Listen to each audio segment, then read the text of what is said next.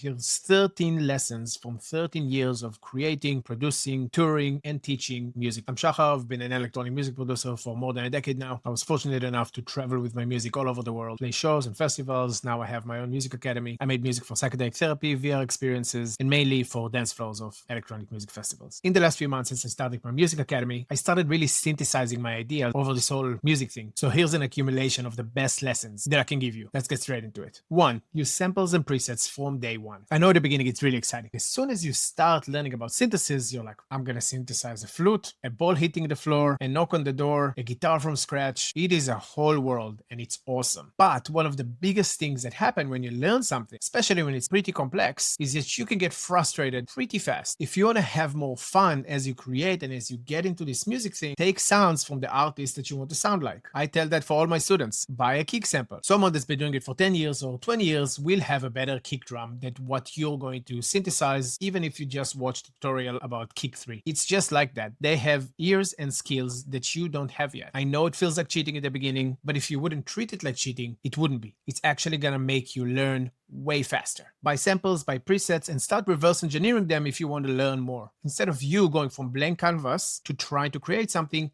have something you want to create and try to mimic it on your blank canvas. Referencing your sound will make you learn fast. Learning fast will make more progress. Progress means fun, means you're going to stay on Ableton or whatever the AW you're using more, which means winning. 2. Document everything. I don't mean just having all your unfinished project on hard drives in your drawer, but I mean document yourself working. Document yourself going to nature and having a walk to take inspiration. Document a lesson you took with a mentor. Document a show you went to. Document your first gig. Document a remix you're working on. Document you taking stems out and talk about it. Showing up to this music life that you want by sharing your life as an artist and not just the outcome of your creative artistic pursuit will expand the reach of your brand. I freaking hated social media for most of my career and I haven't done that at all. And then is top things that I would tell anyone to start doing now, because I started doing it less than a year ago and my life is completely changed. That leads us to number 3, which is build a community consistently. When you're starting, you don't need to wait until you have your first EP out, the first track out. You can start building a community around your life, around your story from the get-go. If you started this music thing, it means you live an artistic life, which is worth sharing. By you treating social media as a community building platform and how you communicate with your community, you'll become a sharer. Whatever it is, share your life, share your story, and build a community even before you have a track out. It doesn't matter. You live an interesting life and it's just the beginning of it all. Get used to sharing and giving. It feels much better than releasing an EP and asking everyone to just go and listen. Which, yes, it's sharing your music with the world, but it's also asking someone to do a thing for you rather than sharing without wanting them to do something. It just creates a different relationship with social media, which is a very integral part of artists nowadays. Number 4, focus on the basics first. You need to understand what goes where, when, so you will know how. I know it's a bit confusing, but if you understand that the kick drums stay in the center, you're winning. If you understand that it repeats every quarter of a bar, if that's the type of music you make, you understand where it goes and when it goes. The more you're gonna do that for every sound, if it's in the space you're creating or the timeline you're creating, you will understand how to create music. When I started with music production, I went straight to the tricks. I wanted to put everything through a granular synthesis and make all these crazy sounds so it would be so unique, which is an amazing creative process, but I didn't know where to put it in my production, which made my production very messy. Focusing on the basics of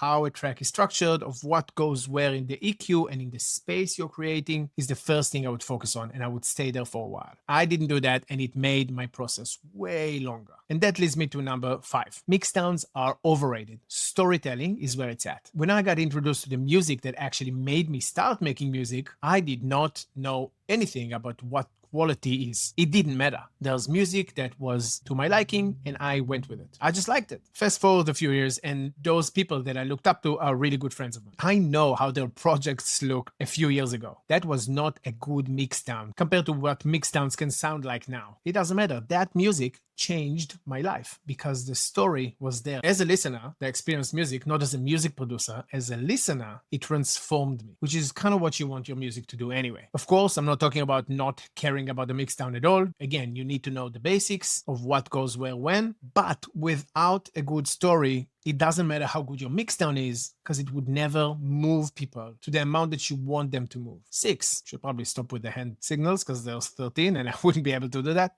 Build sustainable systems. Having a consistent output of music is a pretty hard thing to do. It's not for everyone. Some people can pull it off, and for some people, it's what makes them quit. So making systems will make your life easier, considering you want to engage with your community daily or a few times a week and not wait until you have this one time a year when you release an EP. Maybe you already have a camera sitting in your studio for when you're making music, because that's the content you share with everyone. Think of what benefits your future dream music life that you're building towards and try to systemize it.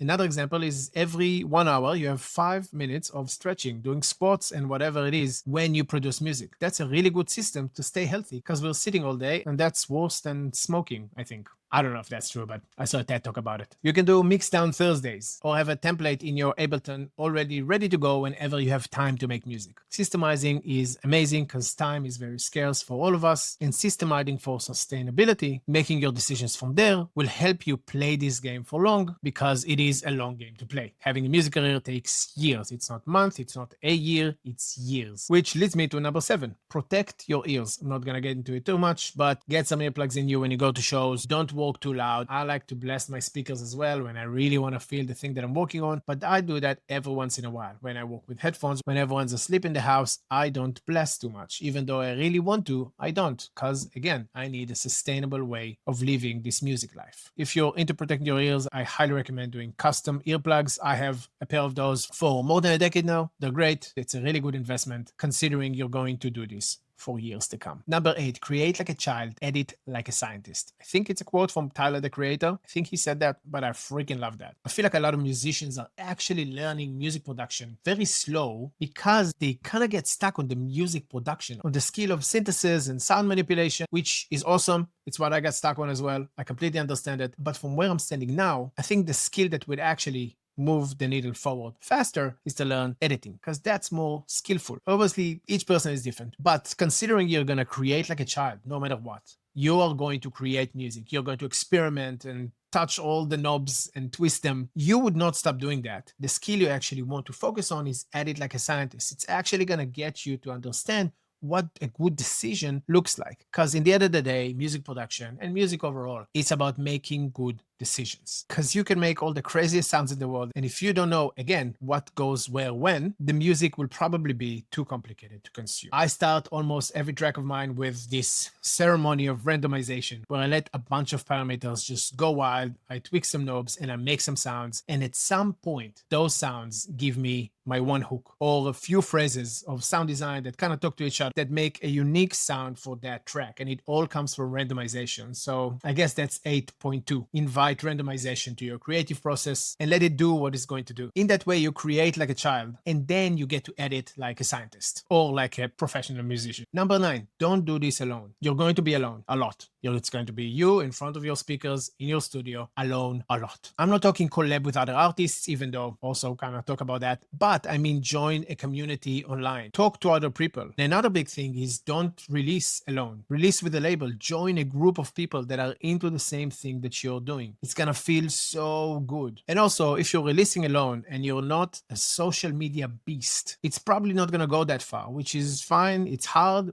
You need to know your leverage. You need to know how you can help yourself reach the people that would like to listen to your music. In the end of the day, you want new ears on your music. You want strangers to join the community that you have online. It's never been easier to do it alone, but if you're not on top of your social media game, don't do it alone and get the help of a label or a collective or whatever it is. Which leads me to number 10, know your leverage. Just like I talked about before, you have to understand what leverage is. If you don't know what leverage is, it's about minimizing the amount of work I need to do to get the most from it. Surely there's a better way of saying it, but hopefully you understand. So for example, if I release one track and that track becomes a freaking hit, that track was really worth it. If you worked on that track for 1 month, that means that 1 month might change your life. But if you worked on a track for 4 months and then you released it alone on your SoundCloud without making a social post about it, that was not a waste of 4 years, but there wasn't a lot of impact from it. It probably didn't reach all the people that it could have transformed their lives or whatever it is that you want your music to be. So you need to know your leverage. How can you get the most out of the things you're already doing? So collabing with other people would be a leverage, remixing other artists would be leverage, getting on podcasts would be leverage, releasing with a label will be leverage, playing shows will be leverage. In all of those scenarios, you're getting introduced to all of their crowd, people that know them but don't know you,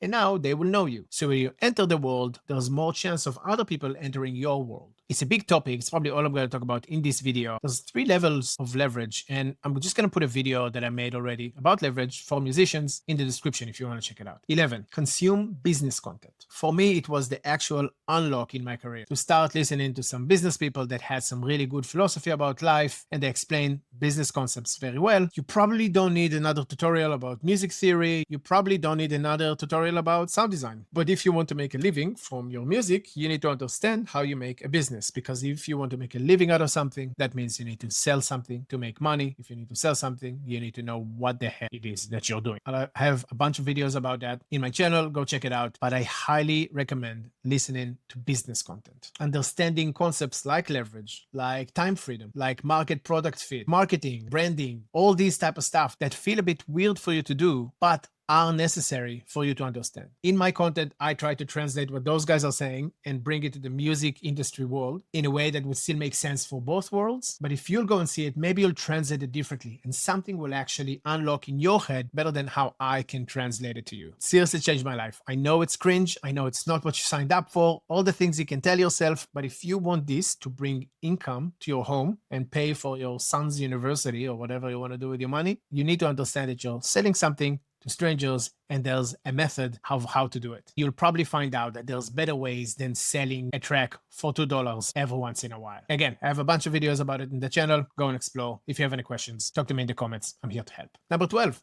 You don't need fancy gear. Obviously, you don't want to work from the speaker of your laptop, but you don't need fancy gear. I've made tracks in airports, on living room floors, in my bed, in a shipping container, in nature, a lot of dinner tables. And all of those tracks I got to play on pretty big stages that I'm pretty proud of. I am not a talent. It took me a long time. I still don't like producing in headphones, even though that's what I've done as I was traveling the world and touring with my music. I almost always found a friend with a studio with speakers to go and test it out and shift some stuff before I play it out loud, but you don't have to have this crazy studio. Even now, pretty chill. You can see it, but I'm sitting on a chair from the dinner table. You don't need to go crazy. You need to learn the specific skills that you need for your dream outcome and master them. Just buy one VST and know it's so good that you can run a course on it. Maybe that can be a challenge for yourself. Buy one VST, master it, and make a YouTube video and run a course on it. Challenge yourself. Who knows what's going to happen? And this one leads me to the last one, number 13, which is use analyzers from the beginning. Training your eyes is easier than training your ears. When you understand what an analyzer looks like and why it looks like that, you can get inspiration from everyone else on the internet. It's amazing. You can make music on the go, just like happened to me. And the thing is that as you do that, your hearing gets better. So you don't need to just look. At some point, you're going to close your eyes and hear the difference. You start with seeing and you go into hearing and you'll end up just feeling. I'm 13 years into this and I'm still working on the feeling side. Some people learn fast, some people learn a bit slow. I learn a bit slow, which is why I have a lot of hacks and tricks for my music production. But if you'll start to learn these tools from the beginning, you'll learn double time what I learned. If you learn these tools and let them confirm what you're hearing, you will keep on developing from day one. If you take these 13 lessons and you follow them from tomorrow, you're going to accelerate your music career so much. Whatever it would have taken you, it's going to take you half the time, if not third the time. Even though it feels hard because there's so much out there already, it's actually the easiest time to put yourself out there. Yes, there's a lot to learn, but the opportunity is right there in front of you. I hope it was useful for you. If you have any questions, write them in the comments. And if you want to work together, check out the link in the description. Thank you for watching and have a good day.